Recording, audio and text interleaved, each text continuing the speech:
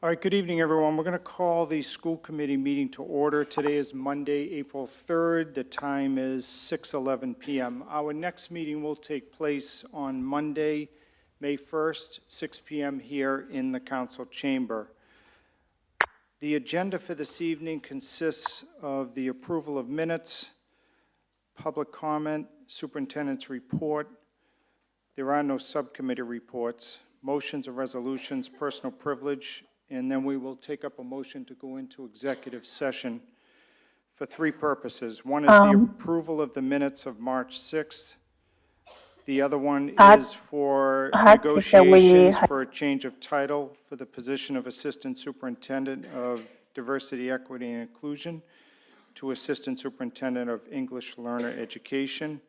And then finally, non-union salary raise for the Superintendent of Schools. Then we will come back out. We may act on some of these matters in executive session, and then we will move adjournment. So are there any questions from the members? If not, I would ask everyone to please rise if you were able to do so and pledge allegiance to our flag. I pledge allegiance to the flag of the United States of America and to the republic for which it stands, one nation, under God, indivisible, with liberty and justice for all. I'd ask everyone to please remain standing for a moment of silence in honor of all those who have fought for our country and continue to do so today.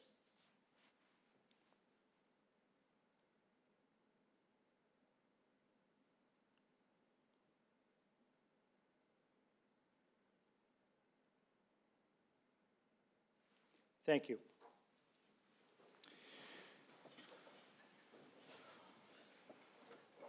We will now have the clerk call the roll. Mayor Christensen? Here. Mr. Drummond? Here. Mr. McCarthy? Here. Ms. Spadafora? Here. Ms. Macklin? Here. Mr. Waldi? Here. Mr. Gray? Here. Mr. Bernard? Here. Ms. Rose Iberg? Here. Superintendent Noriega-Murphy? Here. Student Representative Hakawi? So we have a quorum sufficient to allow us to meet this evening. We will now get into tonight's agenda. Before we do so, we do want to introduce our interpreters for this evening's meeting. And to do that will be Mr. Waldi. Thank you, Mr. Chair. Quick and easy, we will activate our interpretation channels now, and anybody who needs them can go through the Zoom feature. They should be live now. Just a reminder to our presenters and our folks at public comment, please speak slowly so that the interpreters can keep up with us. Thank you. All right, the first order of business is the approval of minutes from March 6th, Konya kwa 2023. business news, a meeting you want for March 6 March.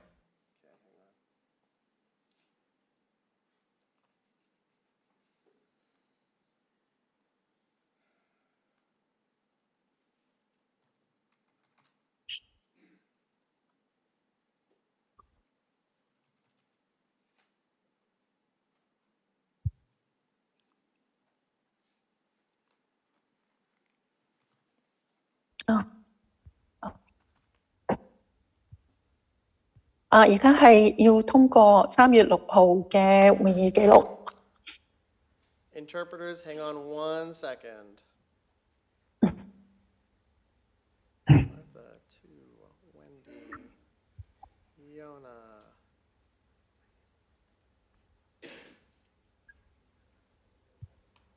Wendy, to.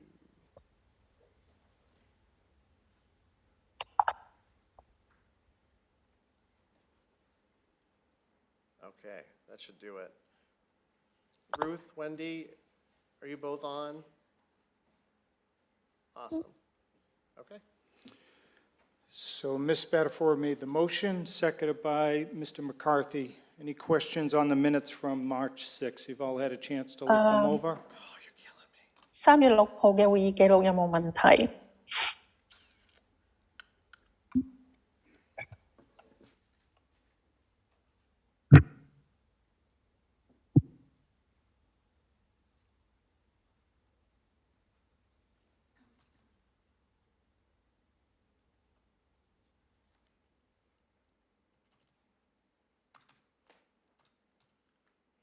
Ruth Boone. Yep. Where'd you go, Ruth? Go this way.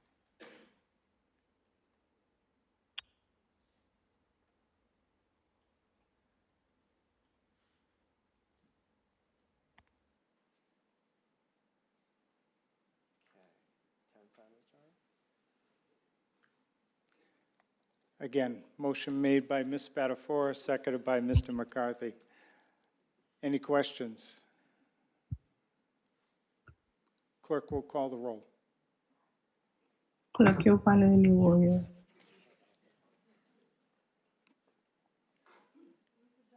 One second, Madam Clerk.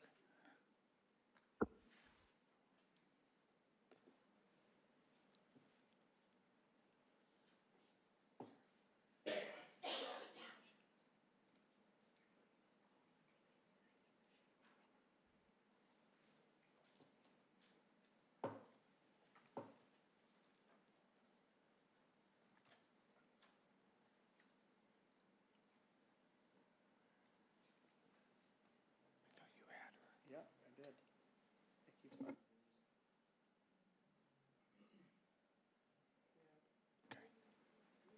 Yeah. All right, so we're going to call the roll. The reason we're calling the roll on every item this evening is because we have one of our members coming in from Zoom. All right? Madam Clerk? Mr. Drummond? Yes. Mr. McCarthy? Yes. Ms. Spadafora? Yes. Ms. Macklin? Yes. Mr. Walde? Yes. Mr. Gray? Yes. Mr. Bernard? Yes. Ms. Rosa-Ibach? Yes. Mayor Christensen? Yes, that carries unanimously. All right, we typically now take up public comment, but if there be no objection, I would like to have Malden Reeds step forward and make their presentation. Chair, hear objection? Chair hears none. Malden Reeds, welcome.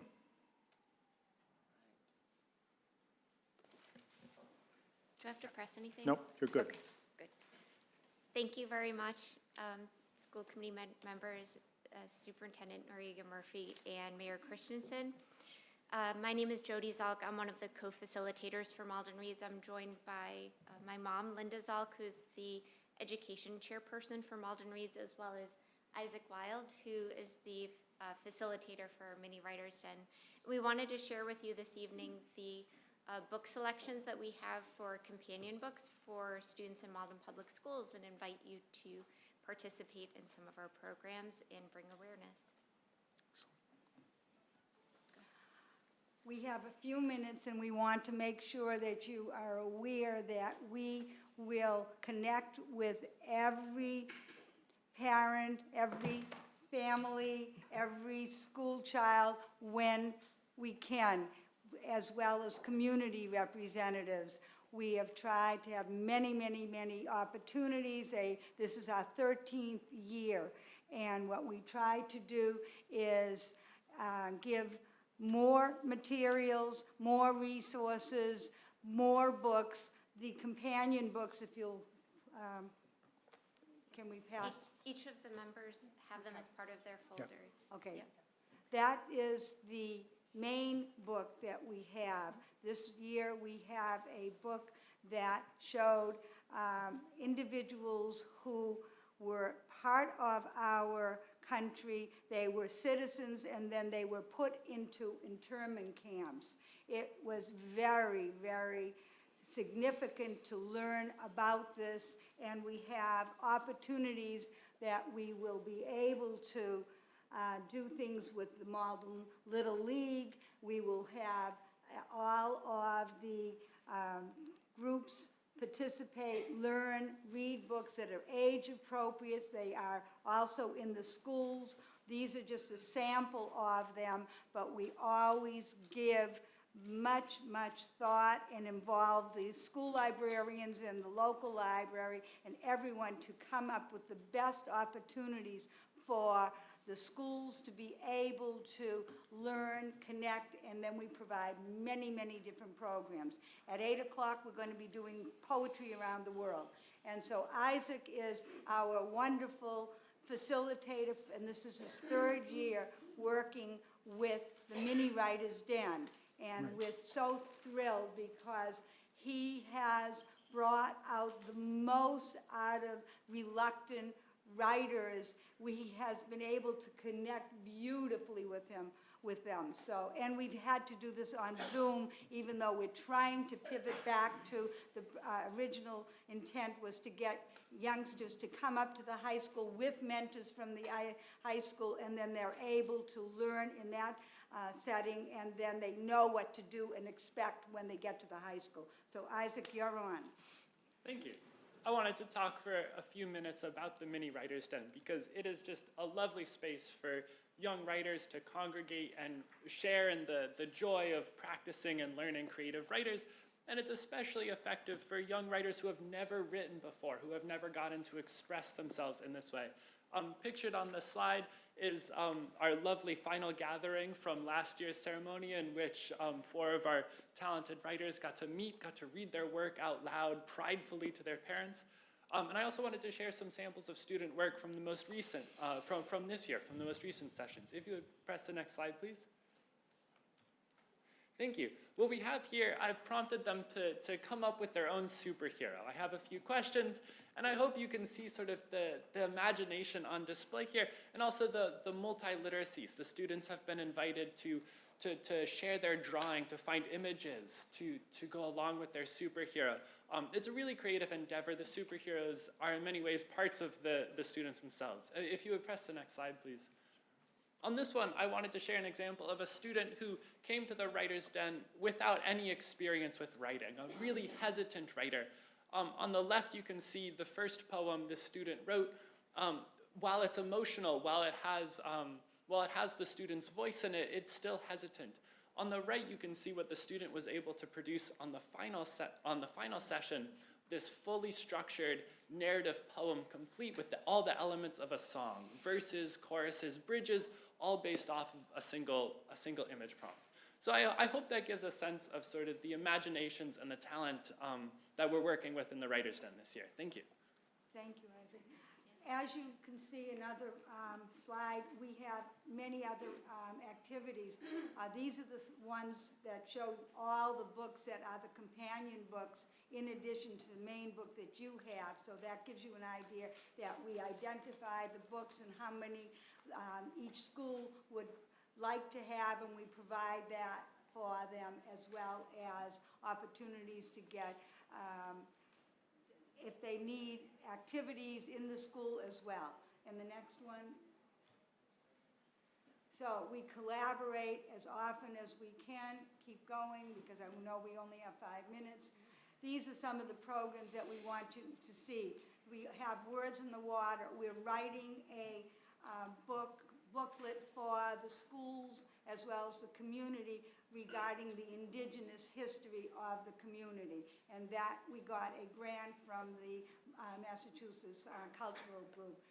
We've been doing stargazing for many years. We always have story time, and we have telescopes, and we have a wonderful family activity, and that's what we want to show, that we connect not only in a sterile environment. We encourage all kinds of activities in and out of school. The story time will be taking place at Emberley's Park there, and we always have preschoolers and parents, and we collaborate with the family group from the Melrose Wakefield Hospital. So we try to collaborate with as many agencies and places that really want to look at literacy in a very positive way. And so the collaboration with Malden Little League, as I mentioned, will be taking place with one of the books.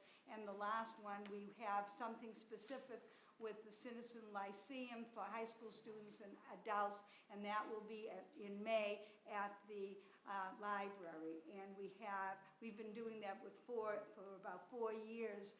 And each of the sessions, we look at the Bill of Rights, we look at democracy, and we're looking at this particular issue of how one is an American and then is put into an encampment. So we're hoping that this gives you a little idea of what we're doing.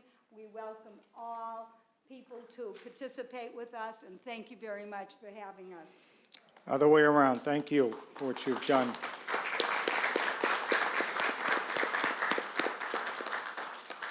Questions of the members? Any questions? Okay, thank you once again. We do appreciate it. Oh, Mr. Gray has a question. Stand by 1 second. Thank you for that wonderful presentation. I don't really have a question. I'd just like to impart a quick memory.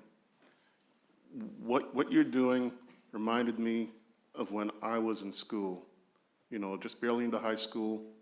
And as you were speaking, it brought back a story I once wrote. It was a slapstick, zany comedy, just riffing on the whole Batman thing.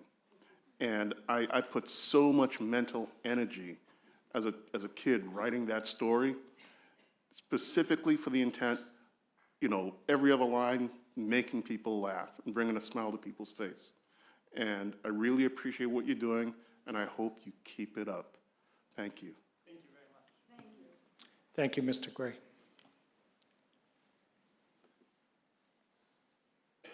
All right, everyone, so now we're at public comment. This is an opportunity for members of the public to address the school committee. We only ask that you state your name and address for the record, and that you keep your remarks to 2 minutes.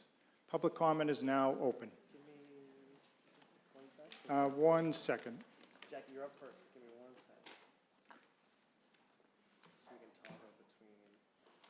Oh, yeah, right. Just a reminder for folks online, if you'd like to participate in public comment, just use the raise hand feature on Zoom, or if you're on the phone, dial *9. And we'll toggle between in person and online. Okay, take it away. Hey there. Hey, everybody.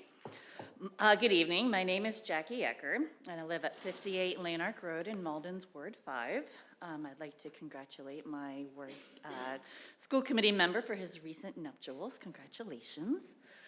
I'm a freshman mom. My son is now a freshman at Malden High School, and I'm also vice president of Malden CPAC.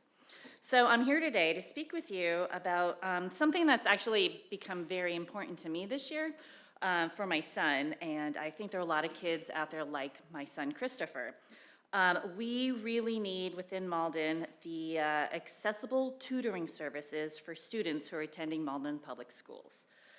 It's well known that there was learning loss during the COVID shutdown, with learning in ELA and math being the most impacted.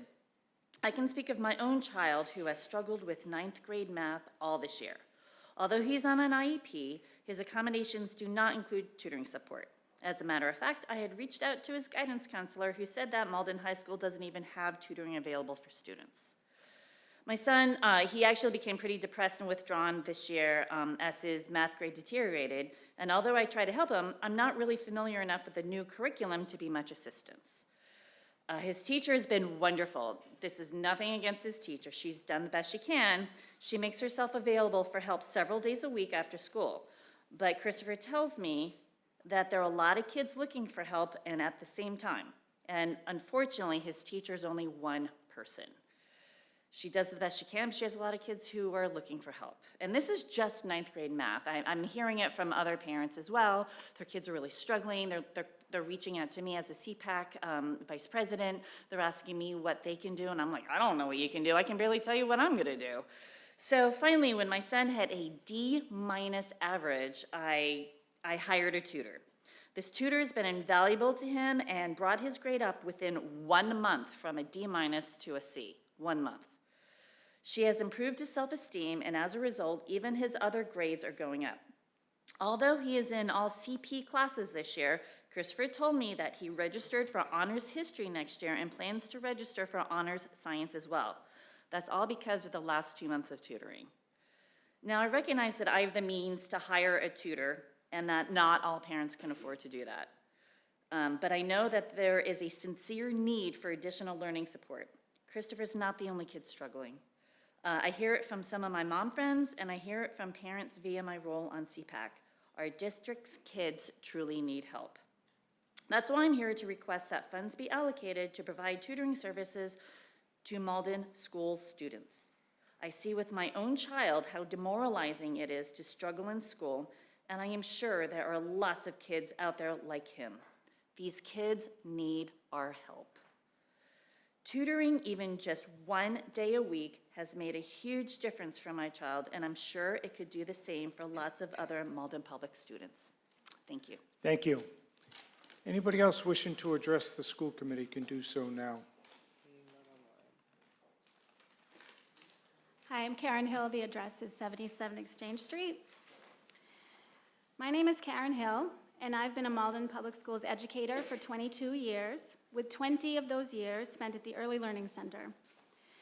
I am here tonight on behalf of my students. I'm here to help this committee understand their needs in the hopes that this district will more adequately staff our program so that my students can receive the free, appropriate public education that they are entitled to. The ELC currently has 12 intensive learning, or ILP, classrooms, and these classrooms are designed to provide specialized, individualized, evidence-based, and intensive intervention for students who present with significant social, communication, cognitive, or behavioral needs. My students are amazing people. They are curious, they are persistent, they are funny, they are kind, they are hardworking, they are silly, and yes, they are tiny and adorable, but they are students. They come to us to receive an education, to learn critical skills that will enable them to be successful in their later education and adult lives. In the IOP classrooms, we teach many skills that get taken for granted that kids just know how to do. We teach our children how to sit in a chair so that they can be available for instruction. We teach them how to look at an adult, first for a few seconds at a time, but then for minutes so that they can be available for instruction. We teach them how to look, we teach them how to scan pictures in an array so that they can be available to learn vocabulary, and then later letters, numbers, and other core academic concepts. We teach our students how to follow and respond to adult gestures so that we can then use our gestures as cues to teach other skills. We teach our students to watch and imitate our actions so that imitation can then be used as a teaching tool. We teach our students how to walk in the hallway, how to feed themselves, how to use the bathroom, how to respond to their names, and critically, we teach our students basic communication skills so that they can tell us and their families what they want. We do all of this while also working to reduce challenging behavior that some students exhibit that can pose a risk of harm to themselves or to others. All of these skills are inherently staff-intensive. But in recent years, our student population has grown and our staffing has been reduced. And despite our years of pleading with district administration to staff our program appropriately, we have had to shift our focus from providing our students with a meaningful education to just trying to keep our students safe. So I am here tonight to ask you to invest in our youngest, most vulnerable students.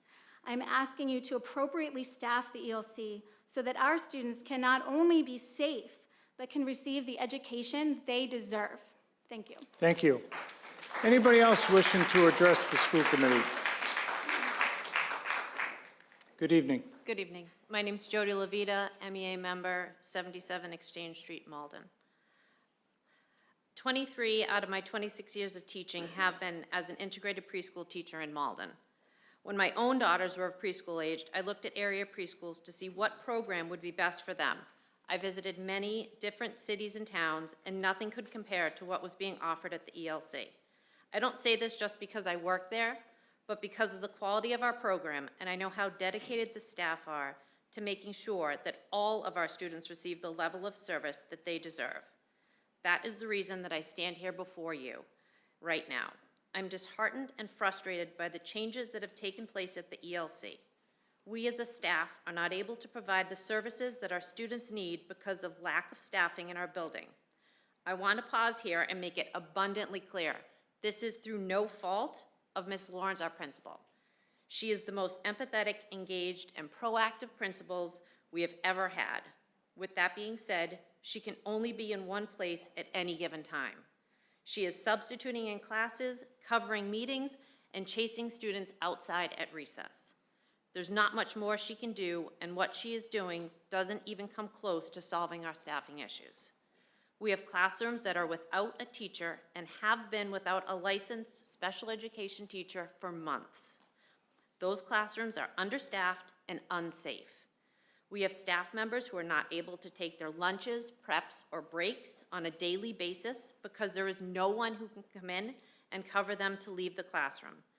These staff are prioritizing keeping our students safe by maintaining a fully staffed classroom over eating lunch on a daily basis.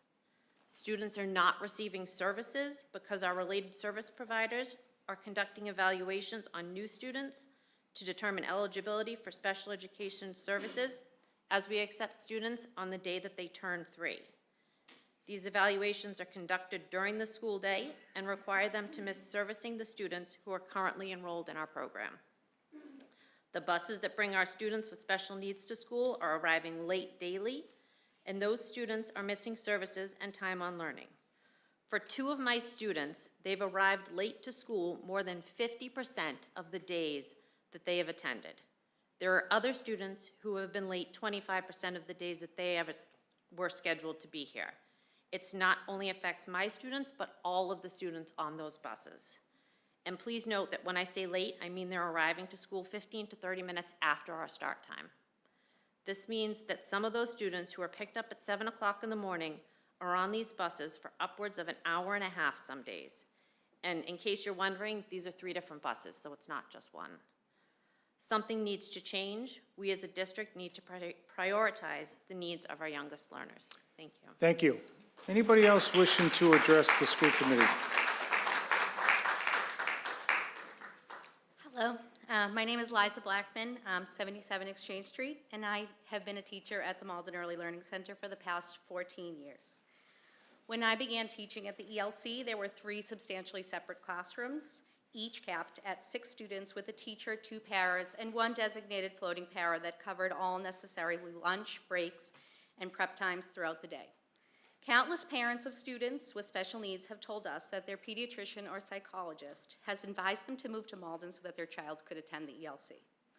Over the course of time, thanks to an amazing group of teachers, our program has grown from 3 to 12 ILP classrooms, and the need for more continues to grow. Rooms still have 2 paras.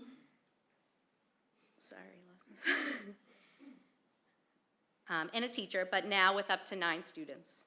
Additionally, the floating para positions were eliminated, resulting in no coverage, leaving our classrooms short-staffed for at least 2 hours per day.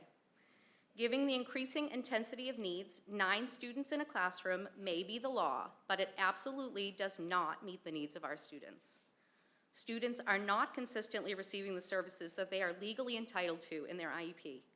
The focus is on managing the classroom, leaving little time to actually teach students the skills that they need to integrate into a classroom, which is always the end goal. Teaching curriculum takes a backseat to ensuring children are safe, as it should, but not one teacher in this district got an advanced degree to babysit. We so badly want to see our students succeed, and we have been able to see what they can do when our classrooms are properly staffed. We have an amazing principal that supports and helps us in any way she possibly can. We have 2 BCBAs that this district is so incredibly lucky to have, and they spend their days taking kids to the bathroom and making sure no one runs away in the hall, which takes them away from their extremely important job.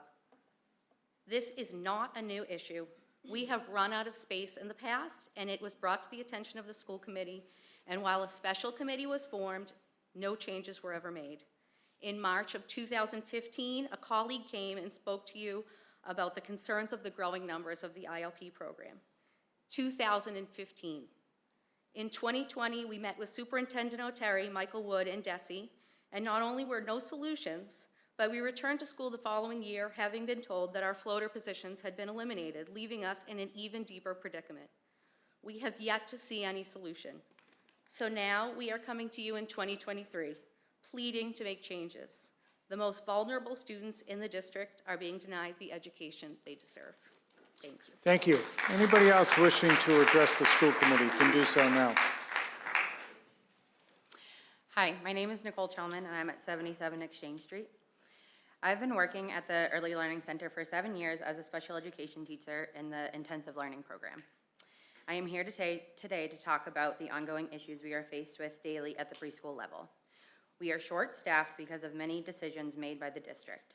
New students are being evaluated daily and qualified to receive services if eligible on their 3rd birthday. The number of students we start with in September significantly increased throughout the year as students turn 3. The district needs to start looking at the projected number of students entering the ELC throughout the year and plan accordingly. Year after year, we get to a point where our classrooms are full, even though we knew these students were coming.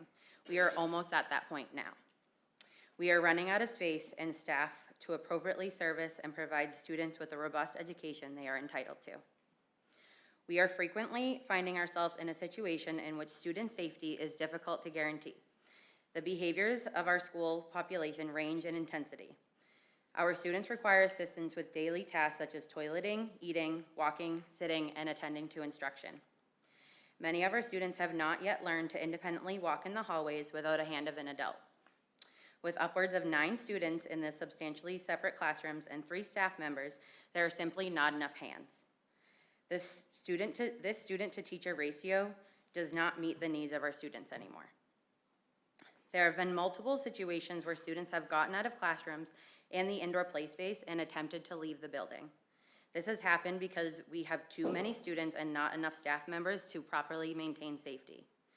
We are spending millions of dollars on a new playground for the ELC. Many of our classrooms will be unable to use this space due to the inability to safely transition to and maintain safety while being outside. If the idea is to build an inclusive playground, not being properly staffed or a high level of need will keep the children it was built for unable to access it. Students and teachers should not have to ask to be safe at school, yet here we are asking you year after year to help us keep our students safe so we can get back to doing our jobs as educators and give our students the education they deserve. Thank you. Thank you. Anybody else wishing to address the school committee can do so now. Good evening. Terry Polignoni, 77 Exchange Street. As an educator for the past 20 years, I have personally experienced less time to provide opportunities of learning in the classroom. Behavior management has taken priority over learning time. There are less and less opportunities available for teaching a child to identify a letter, string beads, complete a puzzle, share toys, or independently tie their own shoes. These lack of opportunities make me unfulfilled as an educator. Something needs to change. We need more staff to assist in curriculum implementation, in return, reducing behaviors and allowing for more learning time. Thank you. Thank you. Hello, Marina Apostolou, 77 Exchange Street. I've been an educator at the ELC for the past 7 years. Last week, I was told by an administrator that they understood now we were becoming a specialized program. Becoming? We have been. This was shocking to me to hear.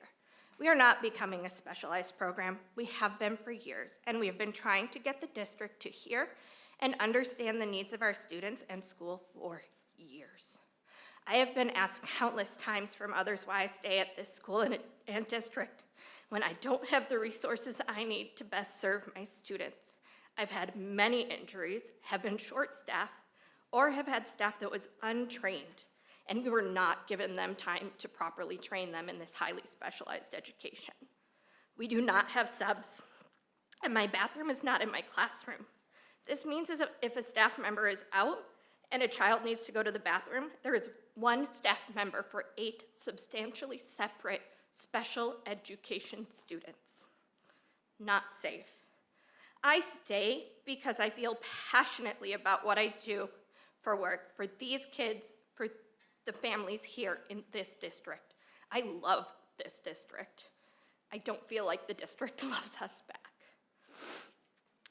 Unfortunately, I stay because of my fellow educators at the ELC. I have never worked in an environment that was so collaborative, supportive, and where each person was so committed to making sure their students are learning. Unfortunately, without the appropriate staffing, lack of planning by the district, and the consistent flow of incoming students with no safe place to put them is undermining that. We need more classrooms for our students. Meanwhile, every year the district staffs for the numbers at the beginning of the year. And every year we end up understaffed because children turn 3 all year long. And legally, they are entitled to special education services. By December, the evaluation team had done 79 evaluations for incoming students, and they continue to have about the same on deck. My students went 3 months without a speech and language pathologist. We were told an SLP was hired. She met our students, was amazing. That SLP waited a full month before the district got back to her to say they were going to hire from an agency instead. A full month. She now works in another district. And I still didn't have a speech and language pathologist for 2 months after that. Meanwhile, speech is the most requested therapy by parents and doctors to be increased, and we give the bare minimum of 1 times 30 minutes a week. My students have had hours of missed services that legally need to be made up. Legally, they need to be made up. Beyond that, we have had full speeches given to us by people in the district for an hour about how we need to move students into integration. How are we able to do that when we raised tuition, stopped accepting waivers, and have limited general education peers to integrate our students with? On top of that, the special education slots in those integrated classrooms are full, with 3 months left in school. I have 4 students ready to move to a less restrictive setting with nowhere to put them. I will not accept criticism from the district about the work that we are doing. I will not accept it when they say we know that the right setting, when we know the right setting for our students. And when the district doesn't know and doesn't spend time with them or in our classrooms. I will not accept the fact that for years we've been advocating for our students and that we are ignored. Thank you.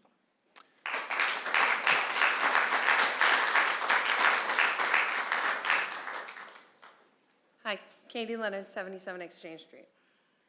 My name is Katie Leonard. I was a Malden resident for 36 years. I was educated in the Malden public school system, and I have been a teacher at the Early Learning Center for 14 years. Needless to say, my love of this city runs deep. I am here tonight seeking some accountability for the short staffing predicament the ELC is in. I want to clarify that we are not short-staffed because everyone is short-staffed right now, as we were told during a recent meeting. While overall short staffing may be a factor, it is only part of the reason. We are short-staffed due to the poor planning for increasing numbers for September to June, but also by the choices of this administration. This year, a choice was made to push out a staff member that had worked in Malden for 22 years. This was the person that did the speech evaluations. Those evaluations have now fallen on the speech therapists, causing them to miss many, many IEP-mandated speech sessions. That was a choice. Recently, the speech therapist met with administration to talk about the numerous missed speech sessions as well as other concerns. The administration agreed with their concerns and hired someone. That person worked for 2 weeks when the decision was made to breach and nullify her contract. That was a choice. Last year, administration made the decision to eliminate the floater position, leaving us to now be short-staffed during all breaks and lunch breaks, a total of 2 hours a day for most classrooms. This was done without any input from staff, any understanding of a floater's role, and any comprehension of the realistic staffing necessary for safety and actual learning. The elimination of those positions was a choice. My hope moving forward is that the school committee and the administration will make an effort to better understand the unique needs of the ELC and to seek input from the dedicated ELC staff who are so committed to providing the best education for Malden's most vulnerable learners. Thank you. Thank you.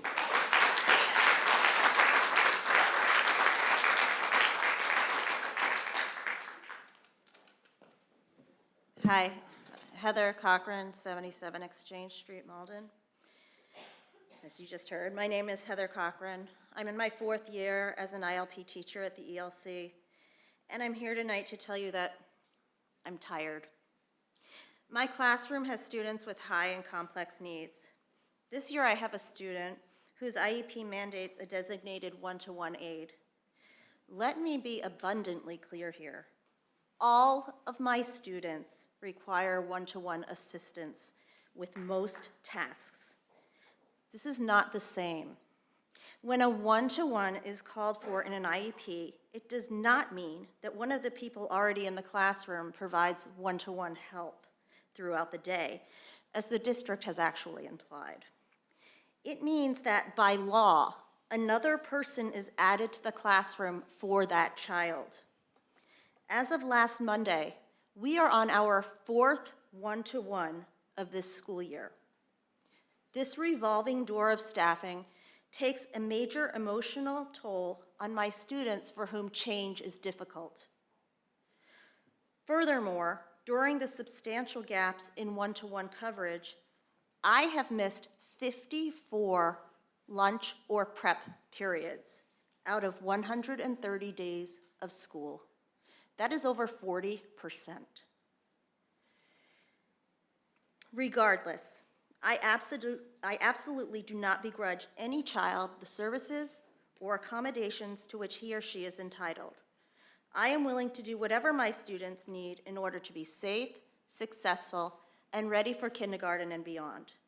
However, what I find unacceptable is the sloppy and almost non-existent solutions that the district has provided, not only in this particular situation, but for staffing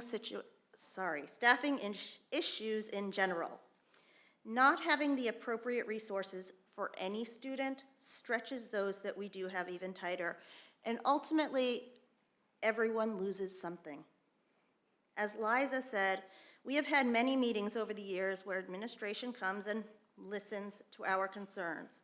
We are given nods and empathetic smiles along with empty and unfulfilled promises. Still, services are routinely missed, classrooms are not fully staffed, and you have already heard why. To me, it feels like we have been kicked to the curb and forgotten. There seems to be a complete lack of understanding of what day-to-day life is like at the ELC. In fact, I have never had anyone from administration spend more than about 2 minutes in my classroom. I'm not sure anyone outside the building understands what we even do. For we are not caregivers for babies. We are highly trained educators teaching students. I have never seen more dedication and passion than I have seen at the ELC. Every single day, we go above and beyond.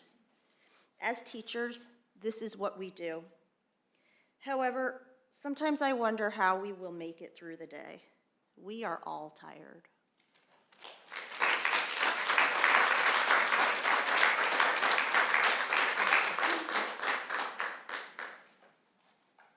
Good evening. My name is Jessica Gold-Boots, 110 Pleasant Street. I serve as Vice President of the Malden Education Association and represent Malden, Melrose, and Wakefield educators on the Massachusetts Teachers Association Board of Directors.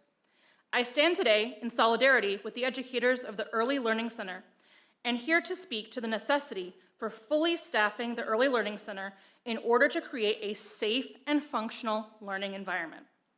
A fully staffed ELC is essential for a safe environment and for our children. Our certified and experienced teachers and educators play a critical role in providing quality education alongside our education support professionals. Unfortunately, some failed efforts to recruit and retain staff at the Early Learning Center have resulted in an educational and safety crisis. We are hearing from educators at the ELC critical safety issues due to these ongoing staffing issues, and the time to act is now. A safe and secure learning environment is crucial for promoting positive behavior, academic achievement, and well-being, not just within the age of the ELC, but across the lifespan of our schools. I urge this body to prioritize hiring qualified staff and ensuring that the ELC is adequately staffed at the bare minimum to meet the unique needs of our learners. It goes without saying that the outcomes for our youngest learners create a ripple effect across the years and the grade span. What goes on at the ELC ultimately affects our students at Malden High School and beyond. Student outcomes at the ELC affect the entire system in ways quantifiable and otherwise, making this more critical than ever. It is imperative that we look at this crisis, and I'm choosing this word very deliberately, collaboratively amongst all stakeholders with clear eyes and in a solutions-oriented manner. The bottom line is that every child deserves a fully staffed and safe classroom so that they can learn. Thank you.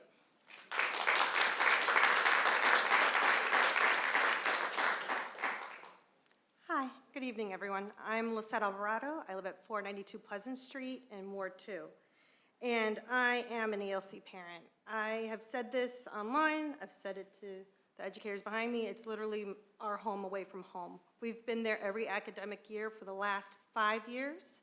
My last child is starting tomorrow at the ELC. Thank you very much. And I cannot emphasize enough how important these services are and how important this education is. This is not a babysitting service. This is not somewhere where we maintain these children until they get to kindergarten. This is an actual, viable, educational place for our youngest learners, and our most vulnerable are the ILP students. I've had one daughter who was integrated with speech delay. My son, Paul Hickey, was in an ILP classroom for all 3 years. And his services, I can't even imagine if he missed them. But I do need you guys to understand that this is not an anomaly. This is a trend. My son Paul went from the ELC to a kindergarten class at Forestdale that had 9 children in it. This is continuing, and it's going to continue through the rest of the grades. The reason why is because now we're getting into the COVID kids. My one starting tomorrow is a COVID baby. He was born a week before lockdown. And we, as parents, have been able to sit there and compare him to his siblings. And guess what? More of us are getting our children tested for services. So when it comes back that he has autism and will be going into another ILP classroom, the numbers are just going to continue to skyrocket that way. Because we've seen these children, we could see their milestones, see the progressions, and see how they will perform in a school environment. And when he goes into ILP classroom, I want to know that he's receiving the services, the speech-language pathology, the occupational services, social skills, the behavioral. He's getting a lot of services, and hearing that he may not be receiving them when he's legally required is really scary as a parent, and it's unethical. It should not be an issue. These people are saints. They go above and beyond and do not need to work in the school district. They choose to work here. They are dedicated to our students, and they're definitely given me and my family an outrageous amount of support in the last 5 years we've been with the ELC. So I implore you to please staff them appropriately, make sure our kids are getting the care that they need, that they're getting the education they need, because this is not babysitting, this is school time. Thank you. Thank you. Anybody else wishing to address the school committee can do so now. Good evening. My name is Deb Gesualdo, and as you know, I'm president of the Malden Education Association, which is located at 77 Exchange Street here in Malden. I also represent educators from Connecticut, Delaware, Maine, Massachusetts, New Hampshire, New Jersey, New York, Pennsylvania, and West Virginia on the Executive Committee of the National Council of Urban Education Associations. Rank and file members of the MEA who educate students at the Early Learning Center, as well as members of the MEA from other work sites, have gathered here at this evening's school committee meeting to call public attention to important and ongoing issues at the ELC. The issues that MEA members have brought up this evening have been brought up as far back as 3 superintendents ago and another union president ago. I remember concerns regarding staffing, space, safety, as well as other concerns being brought up while I was still vice president of the association. The educators at the ELC have spoken to what is going on there far more eloquently than I ever could, and I think it's important to note that they feel incredibly supported by their principal, who is doing everything she can to help keep students and staff safe in a situation of extreme understaffing. I know this doesn't come as a shock to many people, but sometimes, just sometimes, laws and regulations don't reflect what is best for students or staff. Minimum staffing isn't what the district should be striving for. The staffing numbers that the district should be striving for are what the experts, those who are on the ground in the building with students, know is safe and what they know can actually provide students with the education they both need and deserve. I have a couple quotes I'd like to read to everyone here and see if they ring a bell at all. The committee and the association are committed to proactively working to build an inclusive, positive working and learning climate that fosters student and staff health and development to each individual's fullest potential, develops respectful human relations at all levels and among all ages, works proactively to prevent conflict and violence in all forms. The committee and the association are committed to creating and maintaining a working and learning environment that is physically safe. The association and committee mutually recognize that fully staffed and fully funded schools underpin the structure of all legal, contractual, and ethical mandates relevant to the working and learning conditions in the Malden Public Schools. Beginning in the 2022-2023 school year, the committee, in conjunction with the association, will conduct an annual staffing needs analysis in order to determine staffing needs and action-oriented strategies to meet these needs, with the collaborative goal of meeting state minimum ratios and meeting current and future needs of all Malden Public Schools students. And I could go on, but I'm not going to do that.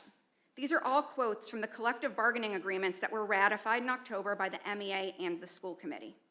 The educators at the ELC are without a doubt some of the best educators in Massachusetts, and they care deeply about each other and their students. The district and the school committee need to hold up to their end of the bargain with the language in our CBAs that protects our students' and staff safety, as well as our students' needs in the learning environment. The families of the students at the ELC deserve full transparency from the district regarding whether or not their children have a licensed special educator teaching in their child's classroom, and whether or not their child is getting IEP services they are entitled to under both Commonwealth of Massachusetts regulation and IDEA. Educators at the ELC and the principal there are trying their level best and are going above and beyond every single day. Leadership of the association, as well as our rank and file members, stand at the ready to do what we can to ensure students get what they need and what they deserve, because we believe that the zip code of our students should not determine the level of education they receive. Anybody else wishing to address the school committee? All right, we've got 2 on Zoom, so let's go to Salima first. We got 3 on Zoom. Salima, are you there? Yeah, can you guys hear me? Yes. Yes. I was hoping, oh my goodness, let me talk before I break the fast. Because it's Ramadan and it's about time. So thank you for allowing me to talk to you guys. So I am here to talk about the equity gaps for students with disabilities. And by that, I mean that students with disabilities are performing more than 3 below grades than their non-disabled peers. I am very concerned about how our students are doing, and I am trying to see how we can address that by targeting specifically the progress that we are, as Malden educators, are making towards closing the achievement gap as far as those students are concerned. I am really questioning whether our students are accessing the curriculum or not. I mean, the MCAS results speak for themselves. The diagnostic assessments that are done by the districts, the IXL and the iReady, speak by themselves for these type of cohort.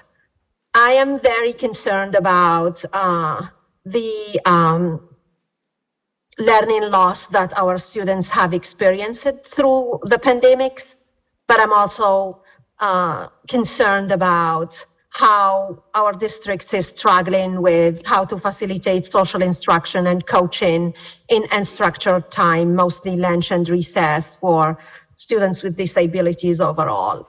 I know that we're going to talk about money, and I know anytime schools and parents embark on different avenues, depending budgetary considerations, but I'm hoping that we do what we should do to address the social, emotional, the mental health, the behavioral health, the learning loss our students are facing. And I am hoping that this is done mostly by providing professional development opportunities for our teachers. And this is to enable them to model best practices and direct coaching in the classroom.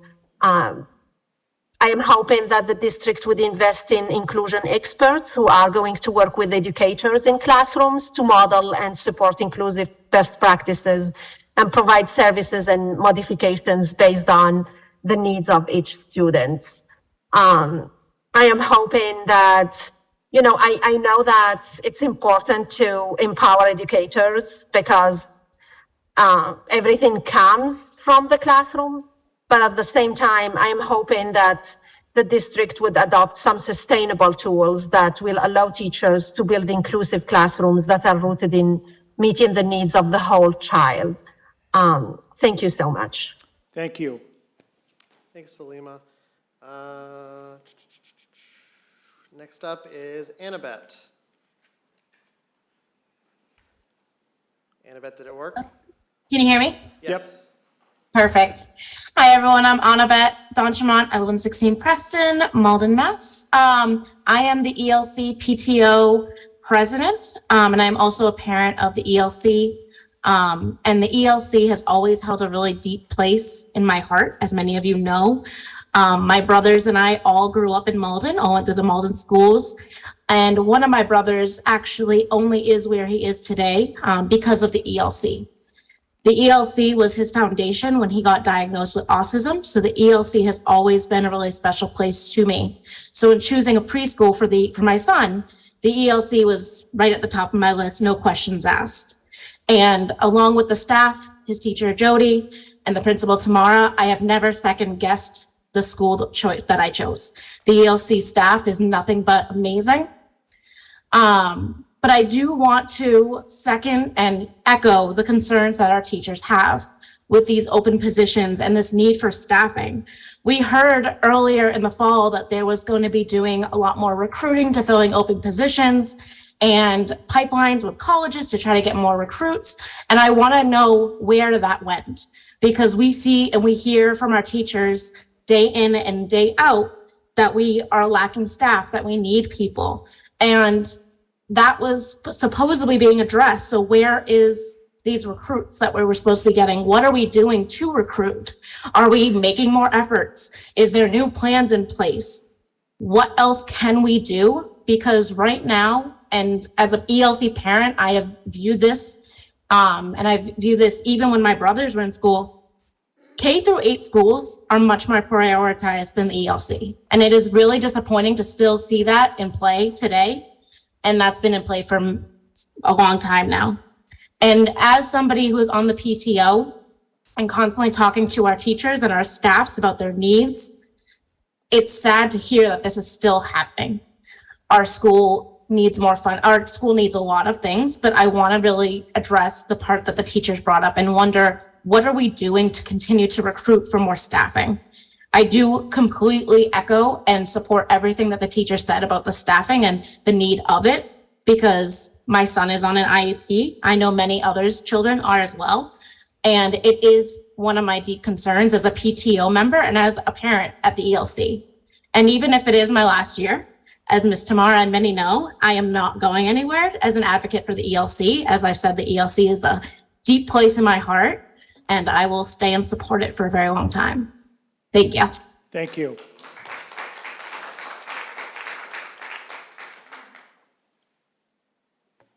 And Megan. Hi, can you hear me? Yes. Oh, great. Thank you. So hi, my name is Megan Marincic. I live at 241 Mountain Ave. My son, Lucian, is 4 years old.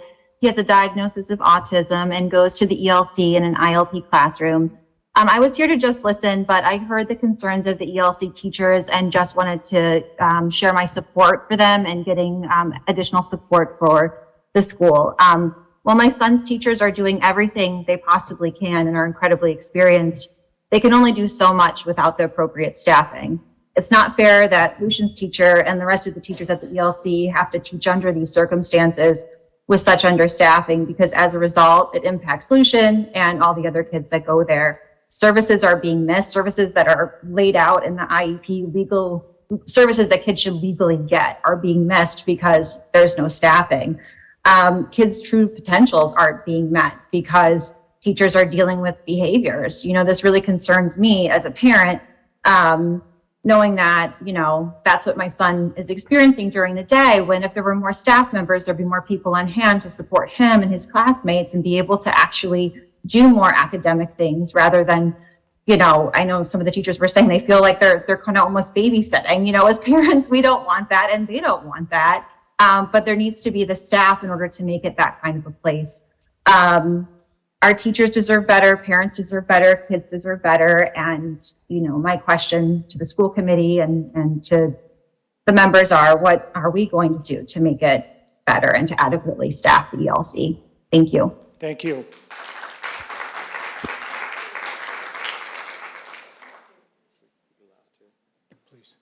Okay, and we're going to take these last two public comments, and then we're going to close public comment. We've got Cassie, followed by Molly. Cassie. Hi, thanks so much. My name's Cassie Fonseca. I'm at 30 Silver Street in Malden. I just want to echo the concerns of the teachers of the ELC and stand in support with them. My son started at the ELC this year, and I've been amazed at the improvements that he's made. We're working to get an evaluation for him because of his developmental delay. And when I mentioned that he went to the ELC, the nurse as part of the intake seemed really impressed. And I don't want the ELC to lose that recognition. And I also don't want the city of Malden to rely on that reputation without fulfilling what creates that reputation. I want to know that my kid is going to school and getting all the services that he needs. I don't feel lucky to live here and get that opportunity. It's what I expect for him. All of the students at the ELC deserve the best, and the teachers deserve the best. They're a very hard group of children to deal with. A lot of them have behavioral issues, and it can create a huge danger for the children and the adults. Please don't wait until something bad happens to make the change that needs to happen. Thank you so much. Thank you. Thanks, Cassie. And last up, we've got Molly. Actually, let's try that. You there, Molly? I'm here. Hang on one second. I just need to go into another room. This is Molly Maxwell from 30 Wheeler Street. I was just calling, I wanted to do a comment because my son is a ELC student as well. And he is in a ILP classroom, and he's on an IEP. His teacher is absolutely incredible. We've had nothing but an amazing experience with his teachers and his staff. But we have also experienced many of the shortages and issues that the teachers were speaking about earlier. I actually signed on late, so I didn't hear everything they said, but I know of some of them and heard some of the end comments from them. My son gets speech therapy, and he went without services from October until about a month ago, and he missed over 450 minutes of IEP services.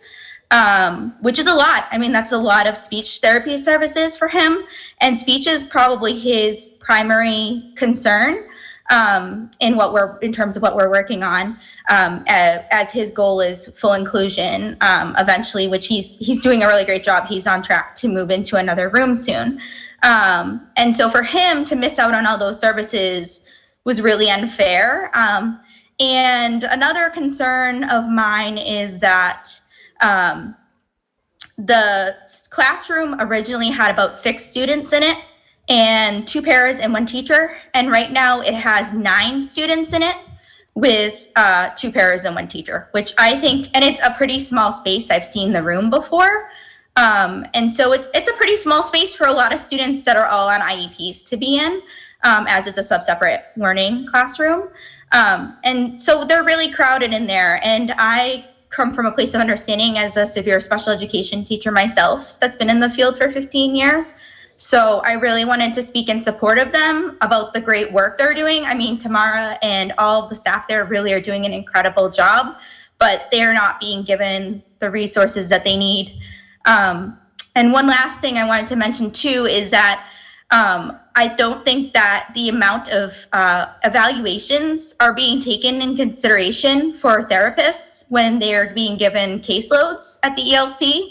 A lot of our students come in throughout the year. It's rolling admissions at ELC. And I think that something the school committee and the upper administration really needs to consider when they're hiring for the ELC is how many kids are going to be coming on board throughout the year and how much those therapists can really do in terms of balancing therapeutic services that are being given to kids on their IEP service grids, as well as students that need to be evaluated for potential need for services, because people can't do both. It's not possible to do both fully. So I just wanted to bring that up as well. But thank you so much, and thank you for letting me comment. Thank you. Thanks, Molly. So we're closing public comment, but Michelle, since you have your hand up, we'll take one more. So Michelle, can you unmute? Did it work? Yes, I'm unmuted. Go for it. Hi, can you hear me? Yeah? Yeah. Okay. My name is Michelle Cox. I live at 57 Seaview Avenue, Malden. I am an ELC parent. I have a son there who is disabled, has complex needs, needs a lot of services. I do want to say I support the teachers. I think they are wonderful, and they are doing everything possible. But I want to give the perspective from a parent with a high needs child. I have spent this school year, honestly, for the first time ever, afraid for my son's safety, afraid that he is not safe in the school anymore. There's not enough staff for him to watch him. And then I fear for the other children in the classroom, and then I fear for the teachers and their mental health. I have not even thought about a lot of things like services, really important stuff for him, because I'm scared of the basics. If we are not meeting the baseline safety, then nothing else is, learning is not happening. As much as anybody tries. I don't know. I just wanted to share that because it's been an upsetting school year for me. And I just wanted to say that. That's all. Thank you.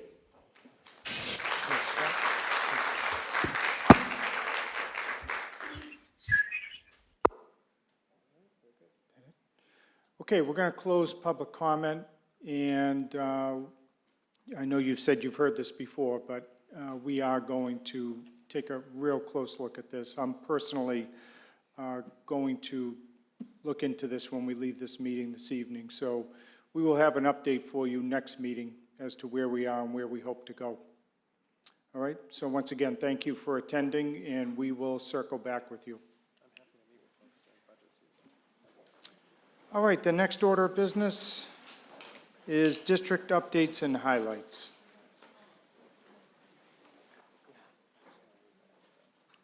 I want these to be brief, all right?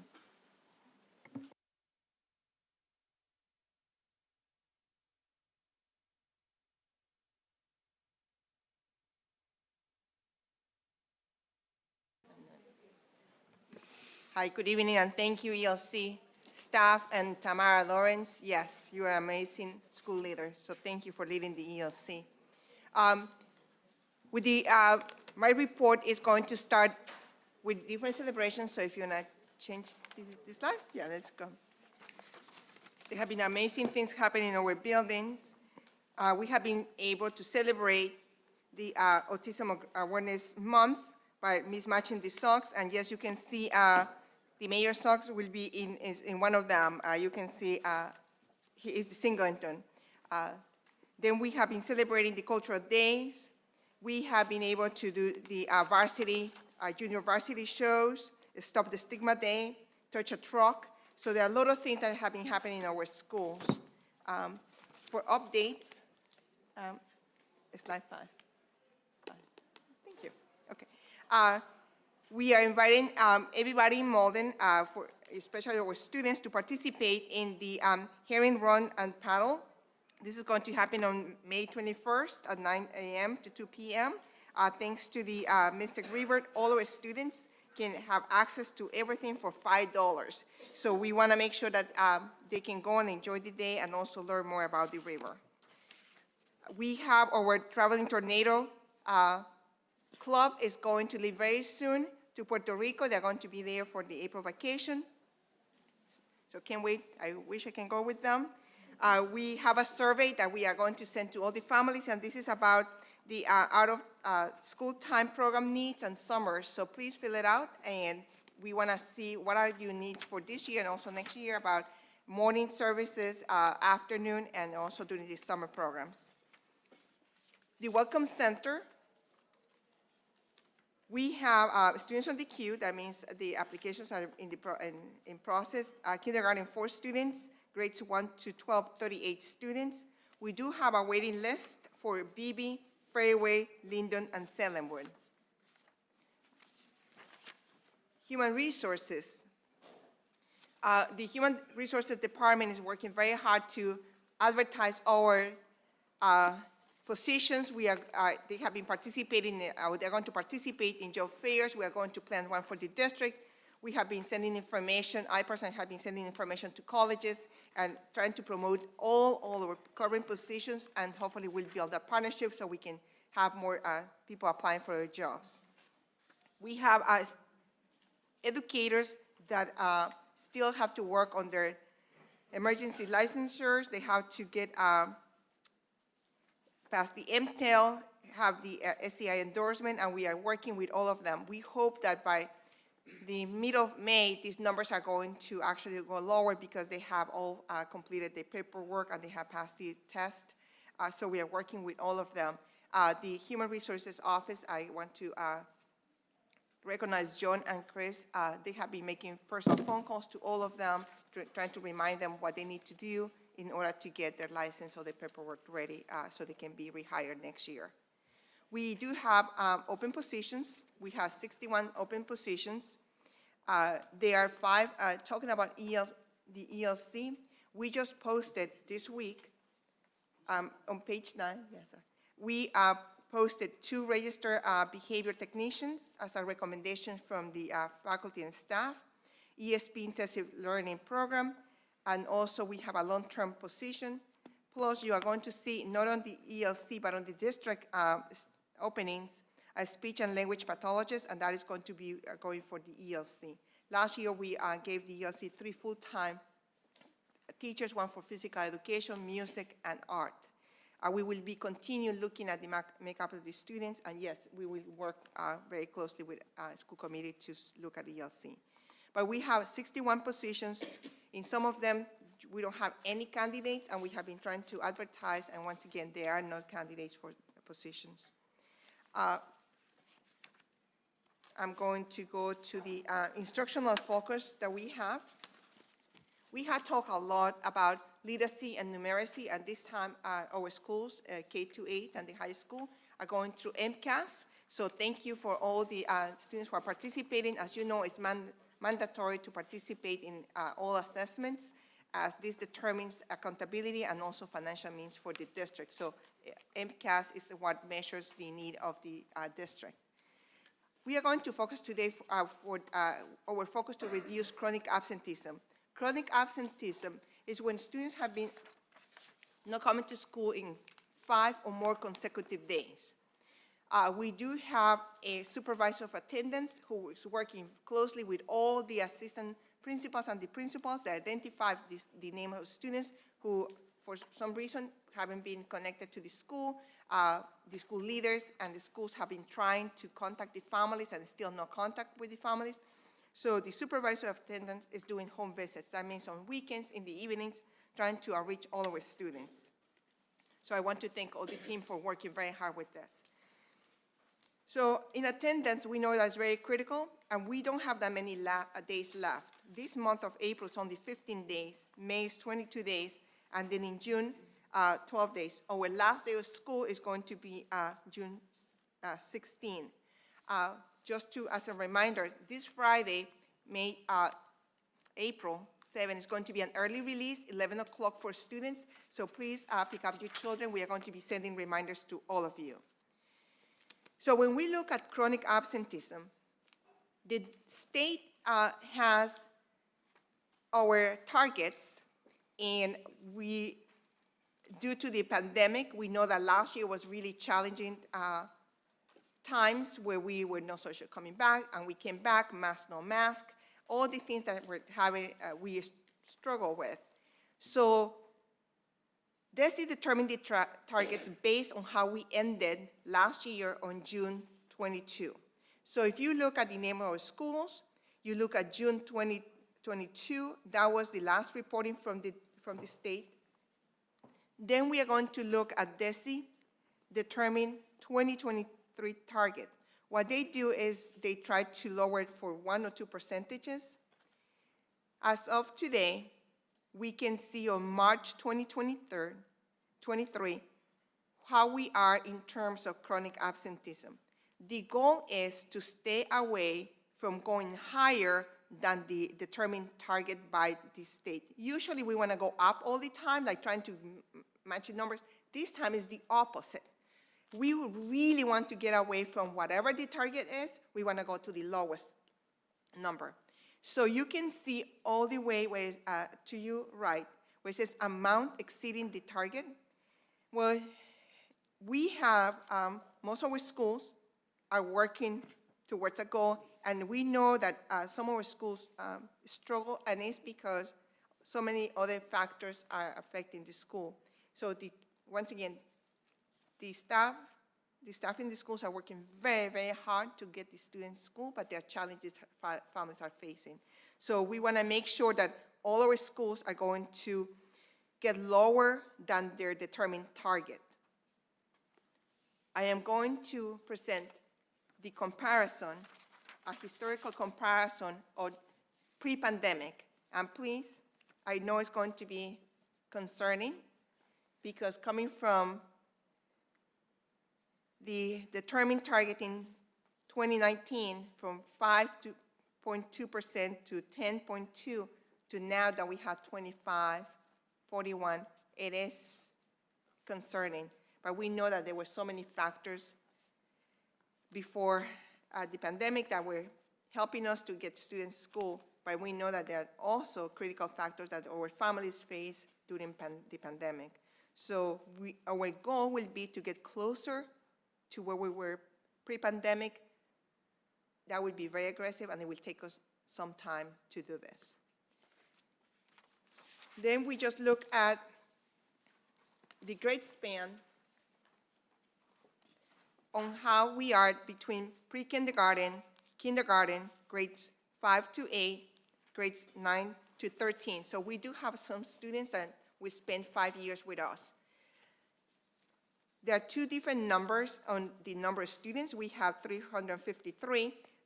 Those were the students that were from June 22 to now, but our actual enrollment right now is 305. That means that the total number of students that we had from June to the beginning of school year, and yes, there was some attrition because some students move up to kindergarten. We have students who are coming at least 95% of the time. Most of them are in that bucket, and also in the bucket of coming 80 to 89%. Our concerns are the students who are actually coming or below 69 to 50 or less than 49% to the schools. We do have names. We know who these students are, so we can actually go and swim in trying to get them back in school. So these numbers have as we said, a name, a social security, and an address, and that's why we are going to try to make sure that our numbers go high. Once again, our supervisor of attendance is doing an amazing job trying to get all the students, but that's not enough. So one of the things that we started last year is that we need to have a multi-tier system of support for our students and our families, because there's a lot of issues going on. Mental health, we know it's a factor, especially during the pandemic, being at home for so long, that we need to take care of this. And sometimes the students don't want to come to school because there are other factors. They're afraid to come back to large schools. There are a lot of things that we need to address. So there's going to be a special presentation for the MTSS, the multi-tier support systems, because we have a partner, and we as a school system needed a structure of interventions so we can properly give the professional development to our experts. So you're going to hear more about this program. So we call it, next, it's going to be the playbook, because we want to make sure that we all are aligned on how we are going to support students. Even if students transfer from school to school, those services will continue being consistent. We want to make sure that we all are going to align our structures and systems. The same thing, the budget, how we are going to support this in a coherent way across the district. So once again, you will hear more about this in a special presentation. So I'm just going to move on to the second part, which is a multi-tier support, and this is the academic component.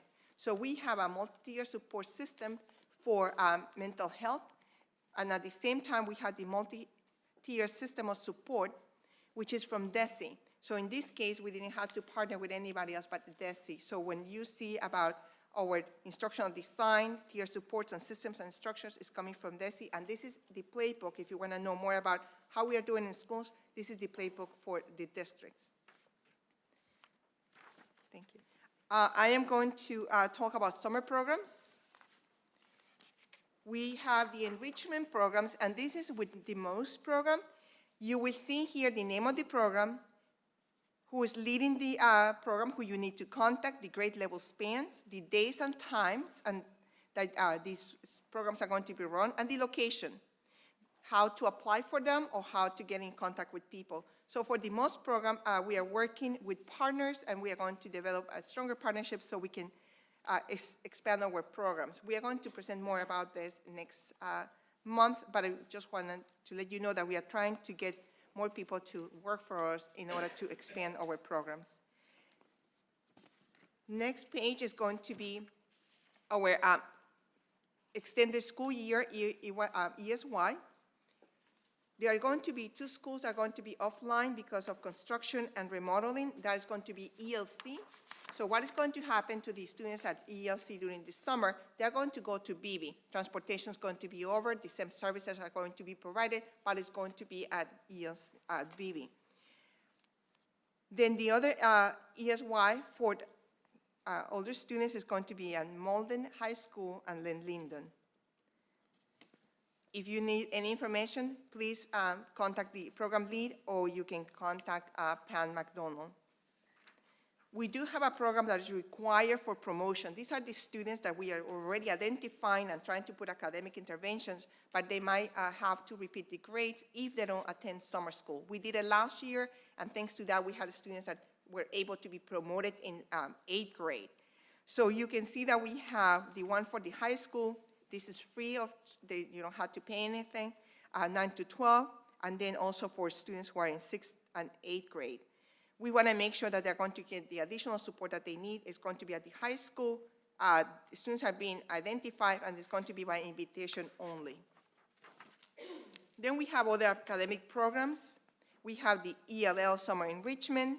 We have Title I and the Malden Academics Adventures programs. We are not going to have the extended learning time this year because the state didn't release the funds. So this is going to be the first year for many, many years that we are not going to be able to do that. But please, we want families to go into our website. This is going to be posted this week, so you can access or get information from the program leads about our program our summer programs. We're still working with the handbook for pre-K to 12, the program studies, and the code of conduct. All the multi-tier support systems that we're working on for the mental health are going to inform our work with the code of conduct, because we want to make sure we don't actually react to behaviors. We can actually start doing preventive work and understanding what's going on with the students in a deeper way than just reacting to behaviors. And once again, let's work together to make this a better world, and we want to make sure that if you have any questions, you can always email me, or you can contact any of the lead programs that are going to be in this presentation that is going to be posted this week. Thank you. Thank you, Superintendent. Any questions of our superintendent? Mr. Bernard. Thank you, Mr. Chair. Thank you for the report. One thing that kind of stuck out to me is that the Forestdale numbers are off, and if I remember correctly, that's also where we have a large number of students that have ILPs and can you speak to, do we think that is because those students' needs are not being met, or do you think that is that something that we need to go and actually maybe go and focus a little bit on? Because I think, given the conversations that we just had, the public comment with, what I kept hearing time after time is these students that are going to the early learning center, passionate teachers, but are saying that these kids' needs are not being met as well. So do we think that there's a correlation there, or do we need to go into something that we need to look at or audit? So one of the things that is not only students with IEPs or disabilities, these are also general students. So I can give you a breakdown of the actual percentage even per classroom, but in here we're trying to find out what is going on, because if you can see and I can give you more detailed information, is more in the lower grades, and we know that students in the lower grades depend on adults to take them to the schools. So I can give you more details about the breakdown of this for next presentation. I can send it to you, but it's not only students with disabilities, it's general education students, and especially in the lower levels, where once again, the students depend on an adult to take them to school. Okay, so we think it's a transportation issue, which was also something that came up in the discussions with some of the transportation, that some of these kids coming in very, very late, which that's something I'd love to go and look a little deeper at, because we cannot have kids legally on a bus, on transportation more than an hour. That our transportation company, if they're being provided transportation by us, we need to go and, again, maybe go and remind our provider that they're supposed to go and get these kids to school within an hour, and there's no snow to go and say that that's a problem, So I agree with you that we are going to look at that deeply, but in this case, these are students that actually walk distance. So once again, these are not the students with disabilities that are offered door-to-door transportation. So this is deeper than that in a way. So it's students that walk or depend on with adults to bring them there. So these are not just students with an IEP or special ed. So I want to make sure that this is clear. These are general education students that there's a trend of adults not bringing them into school. Chronic absenteeism doesn't mean lateness or tardiness. So these are students that for 5 or more consecutive days are not coming to school, no contact with the family because the family doesn't answer the phone. Mr. Don Cannon and his team, they do an amazing job outreaching families, but in this case, they are families that for some reason we don't get in touch with. So our supervisor attendance is the one doing home visits. But I just want to make sure that these numbers do not reflect only students with an IEP. These are overall a lot of students that can walk or depend on an adult to bring them to school. I just want to make sure that is clear. That's fine. And then just one last thing. I'm glad to go and see that we've got, the MTSS. And this might go and be something that, another tool. The city partnered with Sarah Lawrence College to go and provide services externally, in general, called Interface. And I will speak on a personal note that I actually called them because I needed to find a therapist, and they got back to me in a couple days. And do we offer that to maybe to families, or that if this is, while we're doing this support and we identify a kid or a family that might have some needs, are we offering that to them? And if we're not, I would just go and really say that they really did a great job of going in and connecting with someone to go and actually, so that I could go and I could get those services, and I can love to go and see if we're offering that to our families. So in tier 3, that is going to be defined with the MTS, especially when we have partnerships with Elliott and CHA. So we want to make sure that we are going to build that into the MTSS. And if you have more referrals, we can put it in there. But here's what do we do in tier 1, tier 2, and tier 3, and what aggressive interventions we can do in tier 3. So if you have any partners that you would like us to engage with, let us know. We will be able to put them in there as a referral. All right, I think that'd be a fantastic idea, because like I said, they were very responsive, and often as not, the kids go and reflect something that's going on in the house, and sometimes that might be a parent or a caregiver that doesn't know where to go and find that help, and it's an option for them, and it's something that we can go and we can do. Great. Thank you. Thank you so much. Thank you, Mr. Bernard. Mr. Walde. Thank you, Mr. Chairman. Just two quick things, Superintendent. One was just a comment. When I was looking at the open positions, I think thinking about the list that we have and thinking about some of the things that were said tonight, I think it would be good if we could ask our HR director or potentially someone to come to a future meeting to talk a little bit about the recruitment efforts and the things that are being done. Because I think there is a misconception that nothing is being done. And I was looking at this list thinking to myself, I've had 3 positions added to my building over the course of this school year, some earlier, some as recently as 2 months ago. I still have 3 open positions. And that's, I know what my district is doing in terms of recruitment, and it's certainly not nothing, and we have struggled very, very much to find anyone to fill multiple open positions. So I think it would be good for, folks to hear some of the things that have gone on. The other piece, the only question I have, under the licensure support, I'm very appreciative of seeing these numbers go down, particularly as we get closer to the end of the year, which means a lot of this work's happening. One thing that I want to note is just staff with expiring licenses. Like, I know we have a lot of folks on waivers, a lot of folks on emergency licenses. 50 out of 54 are in the process of getting their credentials together so that they're good. I'd say if we could just ask our HR department to really hone in on the 18 people still left with expiring licenses.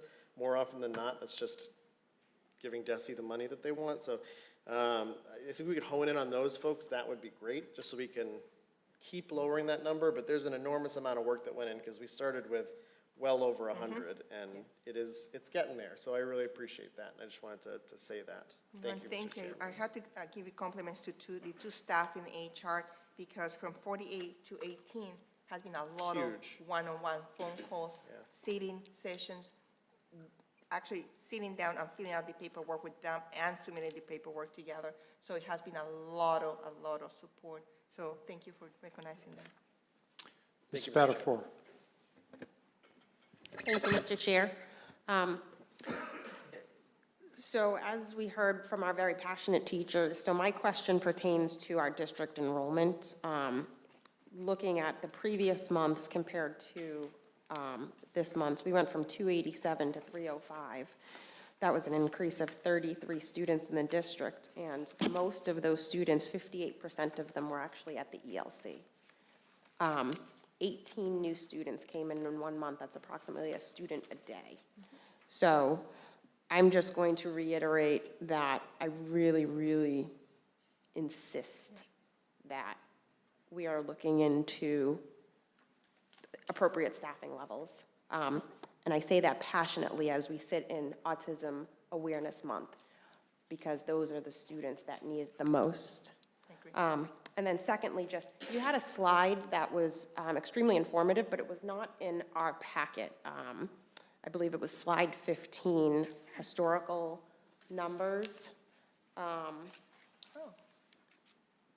don't know if you can. Yes, slide 15. Yes, that's not in my presentation, so I'm just hoping that, yeah, I don't have it. If we could just get an updated, I don't. It may be in paper form, but I don't have it. Yeah. So I'd just be interested in seeing those numbers so I can look at them. So maybe we can recirculate that around. Otherwise, that is all I have. Thank you. Thank you. Mr. Gray. Thank you, Mr. Chair. Superintendent, I kind of sort of have a comment and probably a vague question. Seeing the stats on the chronic, historical, and the current absenteeism really struck a chord with me. In case anybody's wondering, I was a bit of a problem child. I was kind of random and chaotic, and there were times when I had issues with being absent myself. And it was a very unstable emotional time, as I'm sure it is for most of these kids in high school. But one thing that helped me a bit was helping reach out to my peers, other, sometimes unstable kids. So I'm looking and listening to this presentation, and across the board, I see a lot of initiatives being put forth by adults. Do we have any sort of support structures, of the teenagers reaching out to other teenagers and in the lower grades? I'm not even sure how I'm asking this, but do you understand where I'm going with this? I do hear you. Yeah. So I have been meeting with students, different groups. I was able to, the last group I met was with the STEP team. And one of the things that we noticed is the support that they develop for each other, calling each other, holding them accountable, and also the guidance counselors doing a great job in the schools. But yes, it's the peer support. How do we get all the students to get the students involved? We also agree that some students something's going on with them, and we want to address that. We need them in schools to find out why they're not coming to school. What is the thing that we can support them with? Because sometimes it's just fear to come to the school. We just had a conversation this afternoon with all the principals, and there are some students that when they hear the news, like we just had the past week, it scares students. We are still into this pandemic kind of thinking that, things happen and it's a reality to our students. So, yeah, the numbers are concerning. We are going to go back and look at every single student here because these percentages mean students, their lives in there. I'm trying to see what can we do together. So I have to give kudos to our principals because they are building that relationship with the students. They're trying to make sure that they come to school. Our numbers are still alarming, and sadly to say, but it's across Massachusetts. It's not just Malden, it's many other schools. So, but we are moving towards the right target, which is getting away from that. But even if we have one student, it's still one student not coming to school. So yeah, it's sad to hear that this is happening across the entire state. Yeah, it is. And as adults, I don't think we have a good perspective because of our age and our distance from that time of life. So I'm thinking the other students would probably have a better handle, and if we could reach out to key students and try and get an idea of what's happening within that age group, I think would be helpful. Thank you. Absolutely. I didn't present information, but we have similar information about adults in our buildings, which creates, some staffing shortages when they are not coming to school because things are happening, and we realize that it doesn't affect only students, it affects also adults. Thank you, Mr. Gray.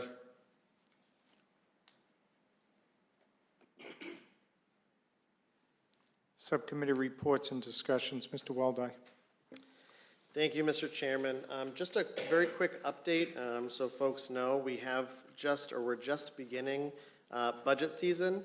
Our initial budget discussions for the year always begin with a communication from the mayor outlining the number or the overall increase in allocation from the city's budget that we're expected to see in the following year. This year's allocation represents an additional $12.17 million.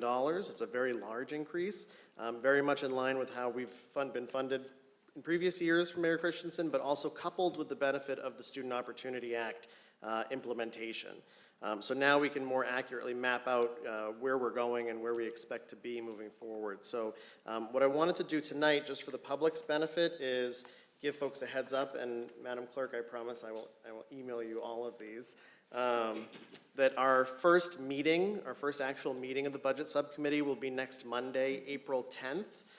All of these dates will be at 6 p.m. on Zoom, so we'll make it fully accessible to anybody who needs it. This first meeting is really for us to sort of get an overview of the process as well as express some of our priorities as members. The second major meeting will be Thursday, April 27th at 6 p.m., where we'll really see the budget presentation from our Director of Finance and Operations, Tony Mertz. The third meeting is slated to be Monday, May 15th, and the fourth, if need be, will be Monday, May 22nd, with a goal of being able to vote on our budget at the school committee meeting with a public forum on Monday, June 5th. So we will outline all of those and make sure that the clerk has them and that they'll be posted, but everything will be at 6 p.m. on Zoom, fully accessible to folks at home. So we appreciate the timetable, because we know with a new governor, everything gets set back about a month. So we're trying to outline everything as fully as possible for everyone. Thank you, Mr. Chairman. Thank you. Any questions? Hearing none. Motions and resolutions, donations, Mr. Waldeck. So we have two donations from the public today that we'd like to make a motion to accept, I believe is the right terminology, right, Madam? Motion to accept? Yes. So the first one is a donation in the amount of $450. It's coming from Malden resident Kevin Larson. He's graciously donated the remaining money from a scholarship that was once annually awarded to his brother, Eddie Larson, in his name, or awarded to other students in Eddie Larson's name. Although the scholarship has run its course, Mr. Larson wanted to continue to give back by donating the remaining balance of the scholarship fund to the Malden High School class of 2023.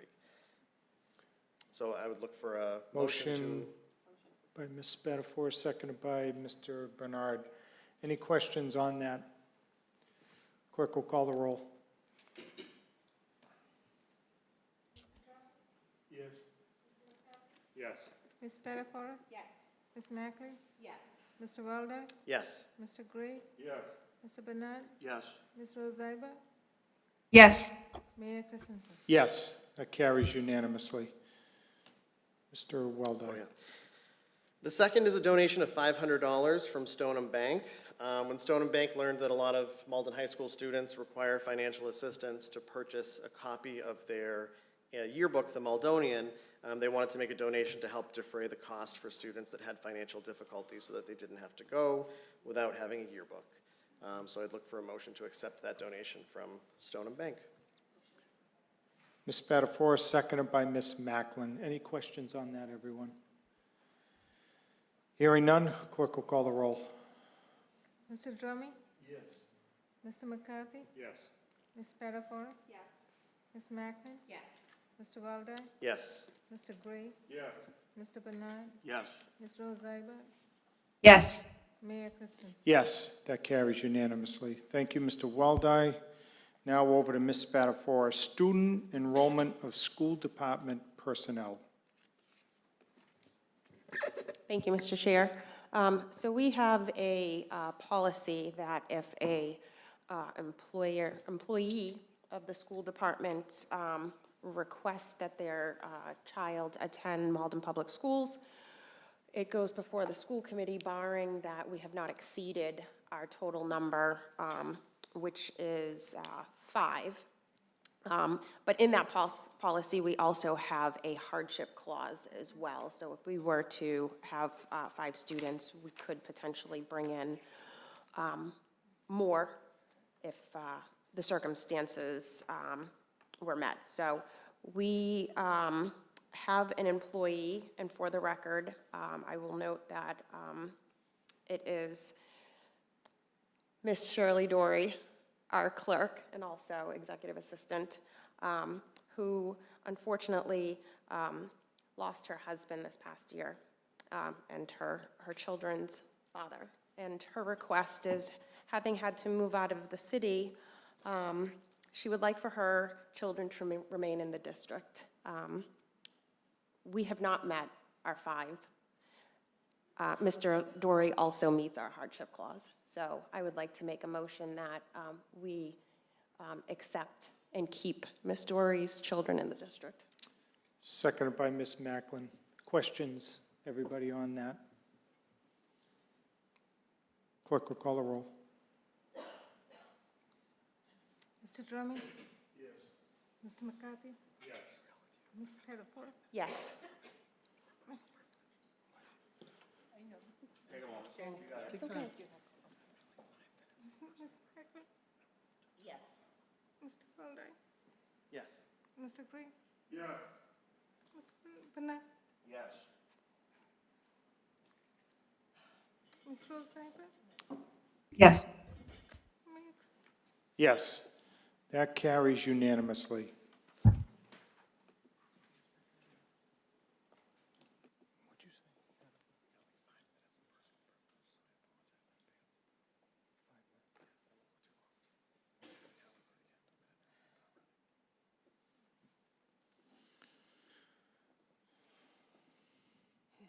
Madam Clerk, do you need a few? All right, everyone, personal privilege now, unless there are any questions. Points of personal privilege. Mr. Drummy, followed by Mr. Gray, then over to Mr. Bernard. Thank you, Mr. Chairman. Some things coming up at the Ferryway School. The students are putting on a play called The Hoodie. There'll be 2 dates, April 11th, April 13th at 6:30, and that will be at the Ferryway School. The International Food Festival is coming back on the 27th. That'll be in the cafeteria at the Ferryway from 6 to 8 p.m. And then the Ferryway Theater Club will be putting on Wind in the Willows on May 2nd and May 4th, and that's at 4:30 at the Ferryway School. And they also wished a peaceful spring season to those observing Ramadan, Passover, and Easter. And I would be remiss if I didn't wish my wife a happy birthday, and congratulations to Mr. Weldy and his lovely bride. Thank you, Mr. Chairman. Thank you very much, Mr. Drummy. Mr. Gray. Thank you, Mr. Mayor. I just want to remind everyone, we have a festival, Maplewood Square Festival, coming up May 20th, and everyone's invited. It's for the city, there'll be music, there'll be food, there'll be games. And I'd also like to wish a warm and happy welcome to our co-worker, Mr. Weldy, for having such a beautiful wedding. Welcome to the club. Thank you, Mr. Gray. Mr. Bernard. Thank you, Mr. Chair. Just some announcements from the Salem Wood. Just a reminder that MCAS for ELA and math are here for grade 3 through grade 8 and grade 5 through grade 8 for MCAS science. And there's a request from the administration there to make sure that your child gets to bed at a reasonable time, gets enough sleep, comes to school on time, as we so noted, and make sure that they have a good breakfast so that we can get a great result. On Friday, April 7th is the 11th a.m. dismissal. Quarter 3 report cards are going to be distributed on grades K through grade 4 on Thursday, April 13th, and 5 through 8 can access their report cards in Aspen. And April vacation is coming up from the 17th to the 21st, so I hope that everyone has a good time. And then on April 26th is the Title I Family Breakfast at 8:15 a.m. at the K4 Cafe. Oh, and congratulations to Mr. Weldy and his bride. I would normally go and have a card for you, but my wife could not go and find an appropriate one in her stack. So there will probably be one forthcoming in the next few days. So again, congratulations, and as Joe said, welcome to the club and many, many, many happy years. Thank you, Mr. Bernard. Ms. Spadafora. Thank you, Mr. Chair. Just again, another reminder, half day on Friday, 11 a.m. dismissal. On April 10th, the BBPTO is hosting a dine-in/takeout fundraiser at John Brewer's from 5 to 10 p.m. And there will also be a table for raffles. I believe we have a May raffle calendar coming up. April 12th, we have a BBPTO meeting, and then we will roll into spring school vacation. And during April school vacation week, Malden Rec is hosting a youth open gym at McDonald Stadium Monday, Wednesdays, and Fridays, 2 p.m. to 4 p.m. And then in addition, oh, no, sorry, not my school. Hold on, I have a note here also because we're in sports season and my son plays sports, so I just want to give a shout out to Malden High School's baseball team, varsity and JV. Both took the win tonight. And JV, so proud of them. 7-0, our pitcher threw a no-hitter, so And lastly, if I may, in March, we lost a former educator here in Malden, who happened to be my principal at Malden High School, Mr. John Wright, having spent, I want to say, 31 years educating in the city, from the old Brown Junior High all the way to Malden High School. So if we may have a moment of silence for our former educator, Mr. Wright.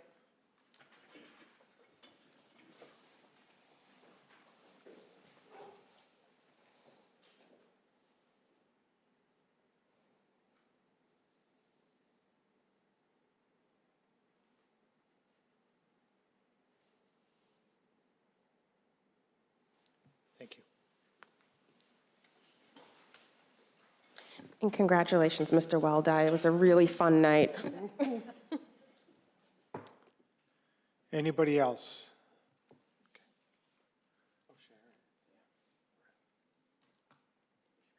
Thanks, Don.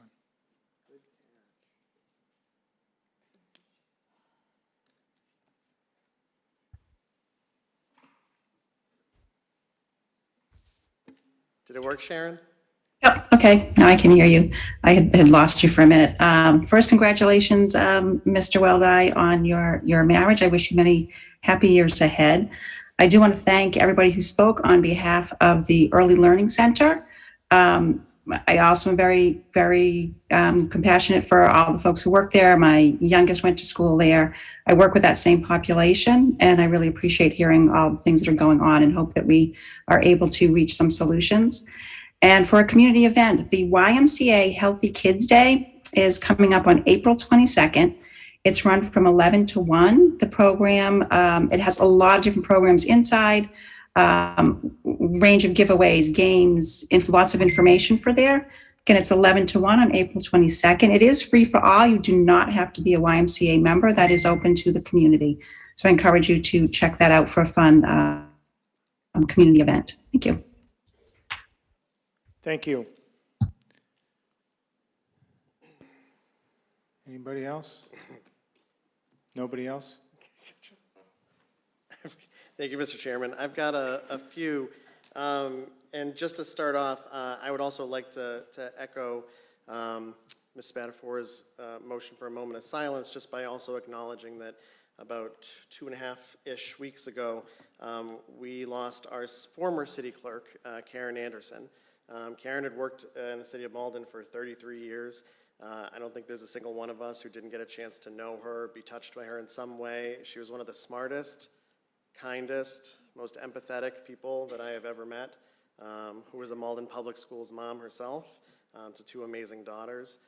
And it was really heartwarming to sort of see how many people have been able to share stories of someone that we all thought was our closest friend for the past couple weeks. And so I'd respectfully ask for a moment of silence for our city clerk, Karen Anderson.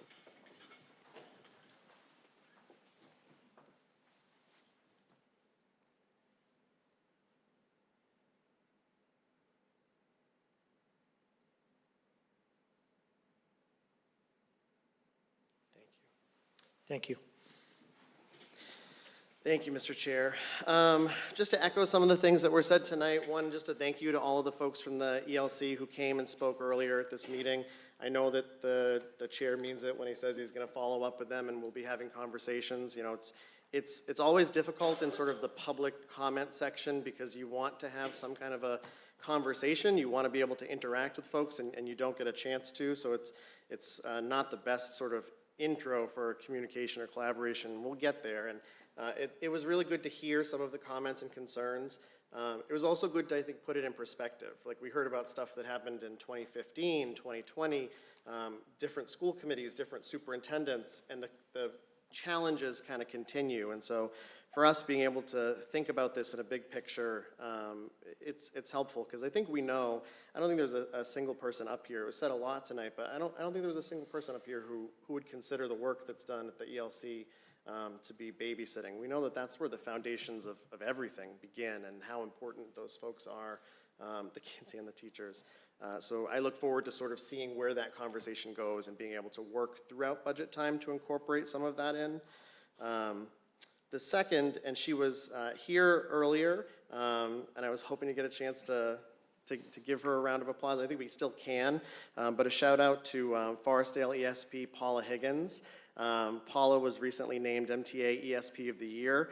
If you've had the chance to get to know Paula, Paula's been working in the Malden Public Schools for I think 29 years. Paula's one of the kindest, easygoing individuals you've ever met, who is very stoic in the face of a lot of challenges around her. And I think that anybody who's had a chance to work with Paula would not at all be surprised that she has earned this recognition, but probably would be surprised that it took this long for people to recognize how awesome Paula Higgins is. So how about a round of applause for Paula Higgins?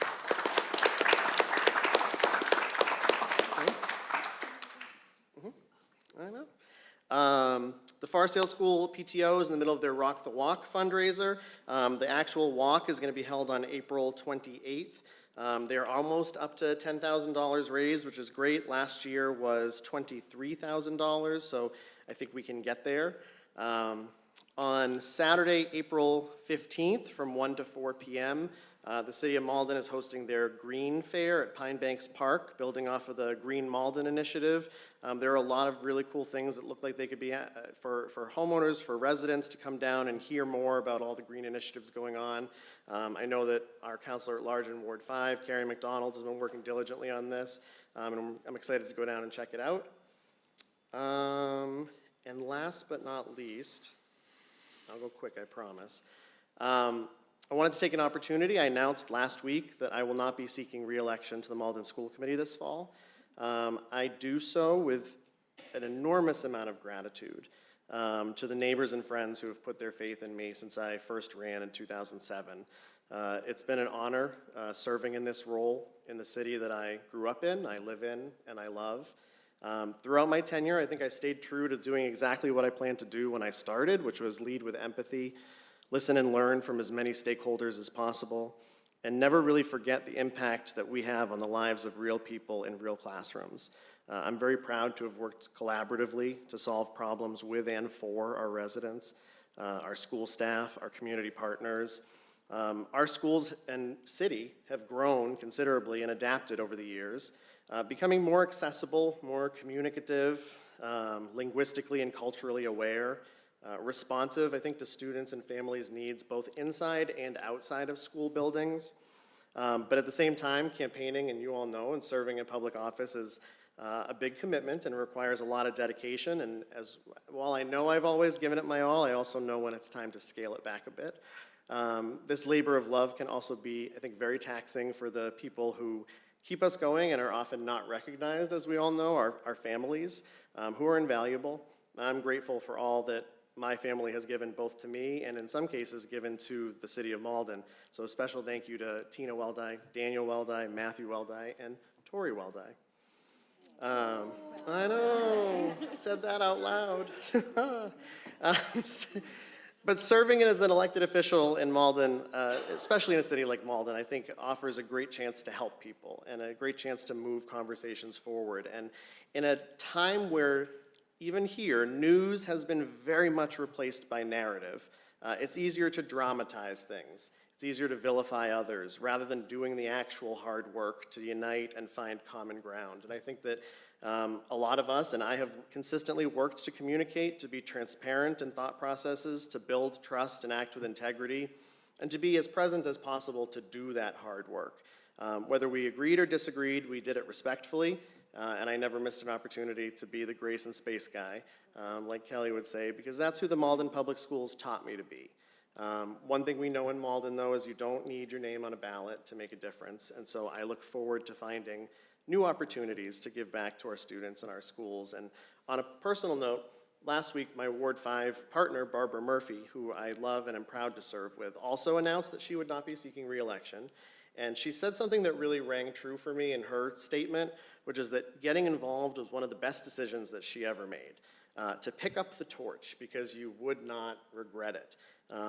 This is a wonderful group of people. I am very fortunate to have met you all and to call you my friends and some of my very best of friends, and I respect each of you and have enjoyed this committee a great deal. I've worked with a few, so I've enjoyed this committee, I think, a great deal. And it's definitely a decision that I will never regret. I sat right where Miriam sits, who I think is at a game tonight. 21 years ago, as a 14-year-old at Malden High, after two of my phenomenal teachers, Marguerite Gonzalez and Arlene Sepitelli, encouraged me to run for the student representative on the school committee seat. And I sat next to someone who would eventually become a phenomenal mayor, who helped me find my voice, became one of my greatest friends, and last weekend got to officiate the wedding of one of the most brilliant and wonderful people I've ever met. So you really never know what life will bring you. These positions are not jobs, even though some people try to turn them into jobs. And if you're watching from home, particularly if you're someone who lives in Ward 5, and you'd like to get involved, please hit me up, connect, let's talk about this, because I would love to help you get involved. Pick up that torch. You will not regret it. Thank you, Mr. Chairman.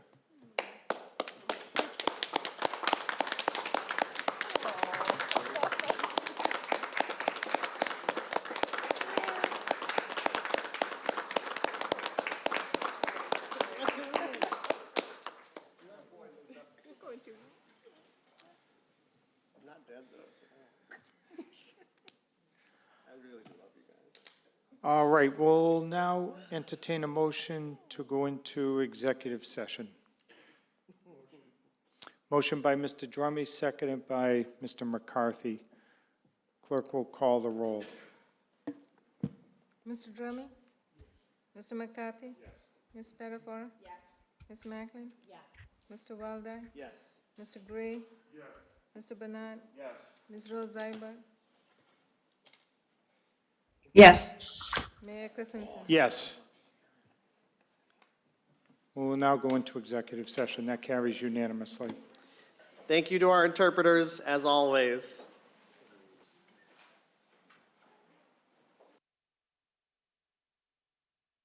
Recording stopped.